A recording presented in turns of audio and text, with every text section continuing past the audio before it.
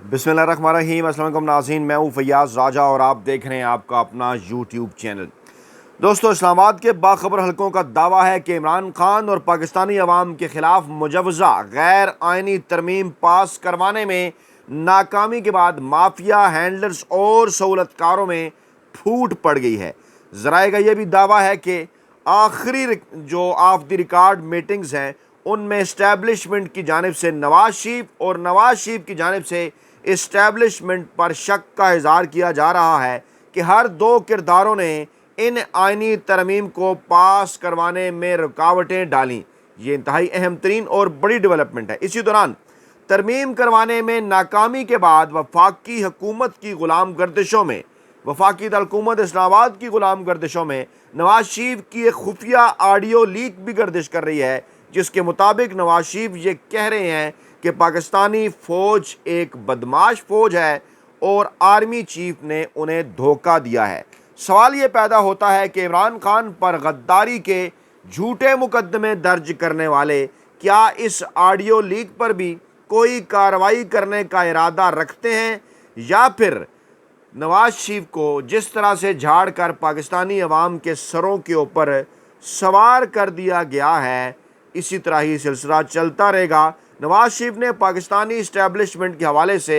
इस खुफिया वीडियो के अंदर इंतहाई खौफनाक इंकशाफ किए हैं। ज़राए का दावा है कि ऐसे वक्त में कि जब इमरान खान के ख़िलाफ़ नवाज शरीफ और इस्टेब्लिशमेंट गुज़श्ता कई अरसे से प्यार की पींगें बढ़ा रहे हैं, ऐसे में हसास और खौफनाक ऑडियो का सामने आना एक बहुत बड़ा सवालिया निशान है, जिस पर पाकिस्तान के ताकतवर हलकों को और इसके साथ साथ पाकिस्तानी अदलिया को भी हर सूरत नोटिस लेना चाहिए। मगर इस ऑडियो के बावजूद नवाज शरीफ इमरान खान के ख़िलाफ़ बुग्स की वजह से इस वक्त तक पाकिस्तानी इस्टेब्लिशमेंट की आंखों का तारा बने हुए हैं। आगे चलकर इसी वीडियो में अहम तरीन तफसीलात ऑडियो के हवाले से आपके सामने रखने जा रहे हैं, लेकिन पहले बैकग्राउंड पर ज़रा इस आइनी तरमीम के मामले को भी समझ लीजिए कि किस तरह से वज़ीर कानून वकला रहनुमाओं के पास, वकला की एसोसिएशंस के पास पहुँचे और वहाँ जाकर उन्होंने इस बात को तस्लीम किया कि आइनी तरमीम के अंदर ये तजावीज़ भी शामिल थी कि जो तनसीबात पर हमले हुए उन्हें मिलिट्री कोर्ट्स देखें। यानी क्या मामला था, बिल्ली छोड़ें बिल्ला थैले से बाहर आ चुका कि इन गैर आइनी तरामीम का वाहिद मकसद किसी न किसी तरह इमरान खान को मिलिट्री कोर्ट्स ले जाना है और वहाँ पर अवामी जो है वो अवाम की आंखों से ओझल रहकर इमरान खान का एक ऐसा मिलिट्री ट्रायल करना है जिसकी वजह से इमरान खान को लंबे अरसे तक पाकिस्तानी सियासत से आउट किया जाए, खुदा न ख्वास्ता एलिमिनेट कर दिया जाए, पाकिस्तान तहरीक इंसाफ को बतौर पार्टी ख़त्म कर दिया जाए। आइनी कोर्ट के अंदर अगर मुस्तकबिल में पाकिस्तान तहरीक इंसाफ का मामला या इमरान खान का मामला जाता है तो वहाँ पर इनके सुंझियाँ हो जन गलियाँ ते विच मिर्ज़ा यार फिरे के ख्वाहिशमंद काजी फ़ाइज़ ईसा साहब बैठे हों और वो हमेशा की तरह जैसा कि गुज़श्ता एक बरस से इमरान खान के बुक्स में पाकिस्तान तहरीक इंसाफ के ख़िलाफ़ फ़ैसले कर रहे हैं, इनके हक़ में फ़ैसले करते रहें। ये प्लान, ये मनसूबाबंदी बड़ी हद तक वाज़ेह हो चुकी है, लेकिन आखिरी लम्हों के अंदर किस तरह और क्यों इन गैर आइनी तरामीम के रास्ते में रुकावटें आ गईं। मोहसिन नकवी साहब हंगामी तौर पर मौलाना फजल रहमान के घर पहुँचे। जब मौलाना फजल रहमान ने असद कैसर साहब और डॉक्टर आरफ अलवी साहब के साथ ज़ोहराना नोश जो है वो ज़ोहराना खाने के बाद इस बात का ऐलान कर दिया कि वो इस गैर आइनी तरमीम के का जो मुसवदा है, जो मुजवज़ा मुसवदा, उसको वो मुकम्मल तौर पर मुस्तरद करते हैं। उसके बाद उन्होंने मुल्तान जाने की तैयारियां शुरू कर दी, लेकिन भागम भाग पहुँचे मोहसिन नकवी साहब उनके पास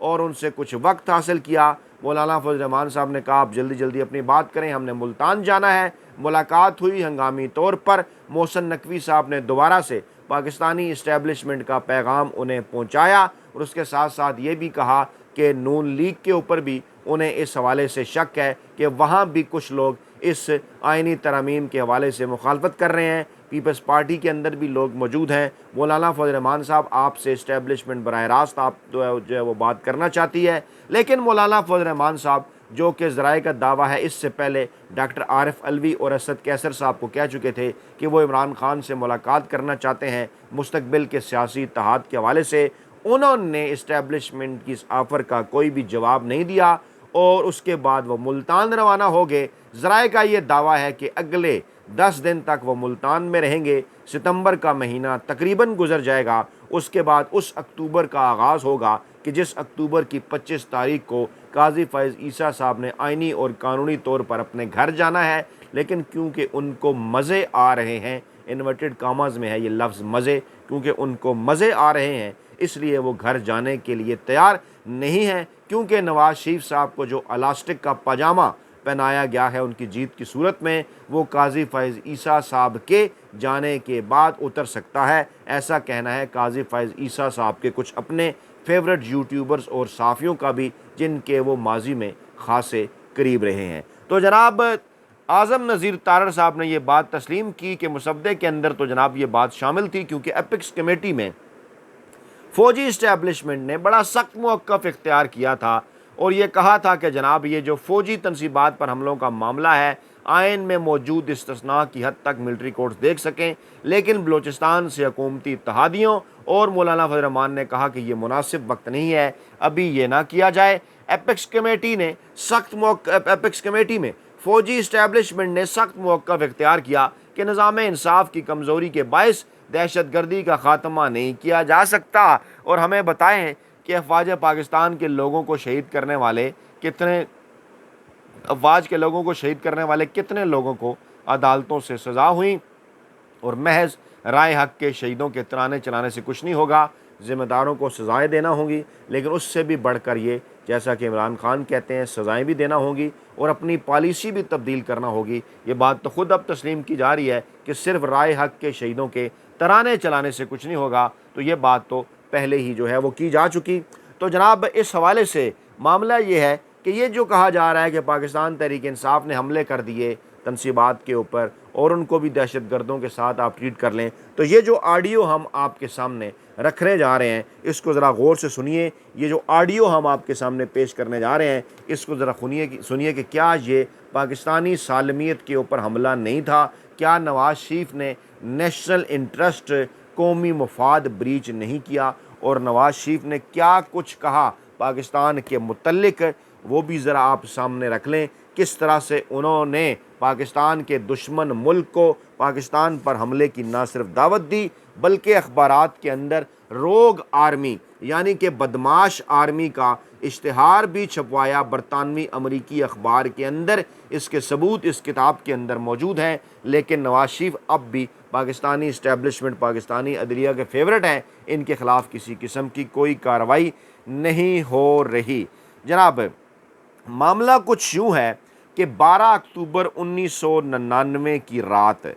जब नवाज शरीफ से के हाथों से इक़्तिदार गया, तो उस हवाले से ये कुछ अहम तरीन इंकशाफात हैं। और इंकशाफात ये हैं, इस किताब के मुताबिक बावसूख ज़राए का कहना है कि नवाज शरीफ ने उस रात अपनी तरफ से नामज़द करदा army chief lieutenant general Khwaja Ziauddin को पाक फ़ौज की तरफ से अपना बास ना मानने और अपने तमाम कार्ड्स पिट जाने के बाद आखिरी कार्ड के तौर पर वाजपेयी को हार्ट लाइन पर कॉल की, जिसका दौरानिया 1 मिनट 13 सेकंड था। और ये कॉल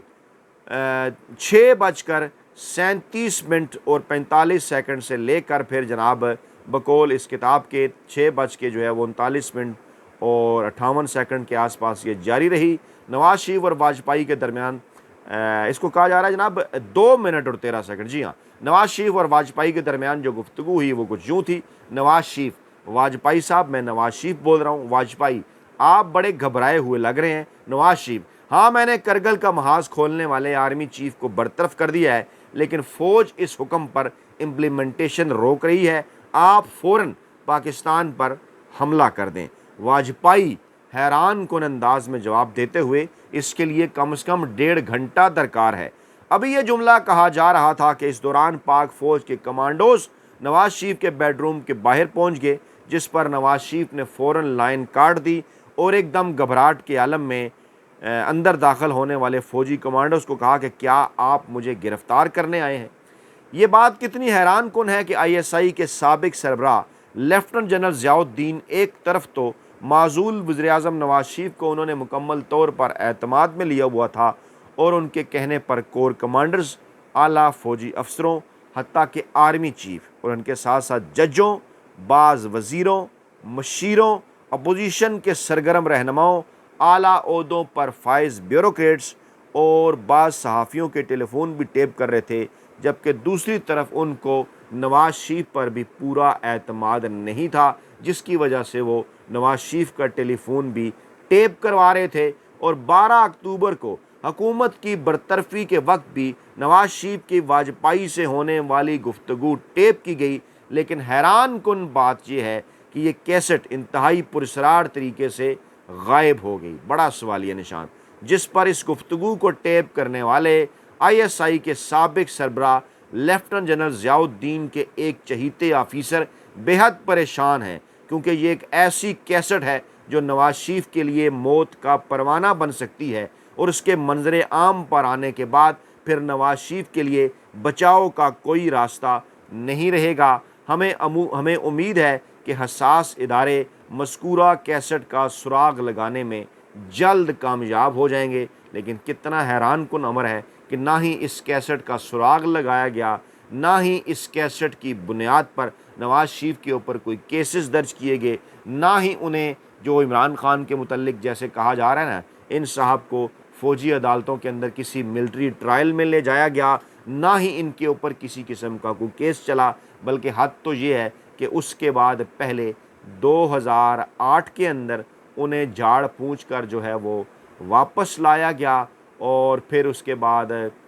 आपके सामने है तमाम तर चीज़ें किस तरह से 2013 में उन्हें इक़्तिदार दिलवाया गया। उसके बाद फिर अभी इमरान खान की हुकूमत को इनके साथ मिलकर किस तरह से गिरवाया गया, इनके भाई की सरबराही में PDM 1 की हुकूमत बनवाई गई। उसके बाद फिर इनके भाई की सरबराही में आजकल वाली PDM 2 की हुकूमत बनाई गई। उसके बाद इन साहब की बेटी को और इससे पहले इनके भतीजे को किस तरह से पंजाब की वजारत आला तक पहुँचाया गया, इन्हें लंदन से बुलवा कर, बल्कि इससे पहले पाकिस्तान में जब इन्हें सज़ा हो चुकी थी पनामा केस के अंदर, किस तरह से झाड़ पूंछ कर पाकिस्तानी इस्टेब्लिशमेंट ने इन्हें लंदन भिजवाया, उसी लंदन प्लान के पहले हिस्से के तौर पर, और बाद में फिर लंदन प्लान के अगले हिस्से के तौर पर इन्होंने लंदन में बैठकर पाकिस्तानी अदलिया और पाकिस्तानी इस्टेब्लिशमेंट के किरदारों की मदद से, गैर मुल्की सहूलतकारों की मदद से, पाकिस्तान के अंदर मौजूद हैंडलर्स की मदद से न सिर्फ इमरान खान की आइनी और कानूनी हुकूमत गिराई, बल्कि उसके साथ साथ अहम तरीन ओहदों पर, इस्टेब्लिशमेंट के अहम तरीन ओहदों पर अपनी मर्ज़ी से न सिर्फ बंदे तब्दील करवाए बल्कि वहाँ पर अपनी मर्ज़ी से बंदे लगवाए भी। फिर उन्हीं के ज़रिए 2024 का इलेक्शन भी लड़ा। उससे पहले अदलिया और इस्टेब्लिशमेंट के उन्हीं किरदारों के ज़रिए इमरान खान और पाकिस्तान तहरीक-ए-इंसाफ को दीवार के साथ लगाया, इमरान खान को जेल के अंदर डलवाया, उन पर झूठे पर्चे केसेस दर्ज करवाए कि ये बाहर ना आ सकें। उनकी पार्टी के ऊपर तकरीबन पाबंदी लगा दी गई, इंतखाबी निशानात के ऊपर पाबंदी लगा दी गई, कैंपेन तक नहीं चलाने दी गई, इंतखाबी निशान छीन लिया गया और कागजात नामजदगी तक जमा नहीं करवाने दिए गए। लेकिन उसके बाद फिर क्या हुआ कि लोग निकले एक बड़े इनकलाब की सूरत 8 फरवरी को, और उसके बाद फिर चश्मे फलक ने यह नज़ारा देखा कि 70% पाकिस्तानी अवाम इमरान खान के साथ खड़े हो गए और उसके बाद उन्होंने कौमी असम्बली के 236 के ऐवान में से 180 नशिस्तें इमरान खान की मोहब्बत में, इमरान खान की झोली में डाल दी, जिसकी इस्टेब्लिशमेंट और अदलिया बिल्कुल भी तवक्को नहीं कर रही थी। नवाज शरीफ अपनी खुद भी सीट हार गए लाहौर से यास्मीन राशिद के आगे, और उसके बाद फिर जो कुछ हुआ वो एक तारीख़ है, सबूत मौजूद हैं, सामने आकर रहेंगे। उन्हीं सबूतों को मिटाने के लिए ये तमाम तर गैर आइनी तरामीम की जा रही थी। अपने अपने मतलब थे, अपने अपने मकासद थे, लेकिन ज़राए का ये दावा है कि इन मकासद के असूल में एक बार फिर नवाज शरीफ और पाकिस्तानी इस्टेब्लिशमेंट के दरमियान फूट की इत्तलात इसलिए हैं कि नवाज शरीफ ये समझते हैं कि उनका बोरिया बिस्तर गोल होना है, इसलिए अब ये तरमीम नहीं हो रही। काजी फैज़ ईसा साहब चले जाएंगे और हम फंस जाएंगे। दूसरी जानिब इस्टेब्लिशमेंट ये समझ रही है कि नवाज शरीफ ये तरमीम नहीं होने दे रहे कि मेरे ऊपर तो केस माफ़ हो गए, चलें अब पता चलना चाहिए कि किसने ये सब कुछ किया और धांधली के ज़रिए क्यों कर और ये कैसे हुकूमत बनी। लेकिन इस तमाम तर माहौल के अंदर बड़ा सवाल है, जब तारड़ साहब ख़ुद ये बात मान रहे हैं कि इन ताइनी तरमीम का मकसद क्या था, मिलिट्री कोर्ट के अंदर वो केसेस लेकर जाना जो इमरान खान और पाकिस्तान तहरीक इंसाफ के मुतल्लिक थे। इस मौके पर इस ऑडियो लीक का ज़ेरे गर्दिश होना, सामने आना, मुख्तलिफ व्हाट्सएप ग्रुपों के अंदर वायरल होना इस बात को ज़ाहिर करता है कि यकीनी तौर पर आइंदा आने वाले चंद दिनों के अंदर कम से कम इस बात की उम्मीद ज़ाहिर की जा सकती है कि पाकिस्तान तहरीक इंसाफ की जानिब से या वकला क़यादत की जानिब से इस ऑडियो के मामले को भी पाकिस्तानी अदालतों के अंदर ले जाया जाएगा। अपना बहुत ख्याल रखिएगा, दुआओं में याद रखिएगा। नई वीडियो के साथ जल्द हाजिर होंगे। अल्लाह ने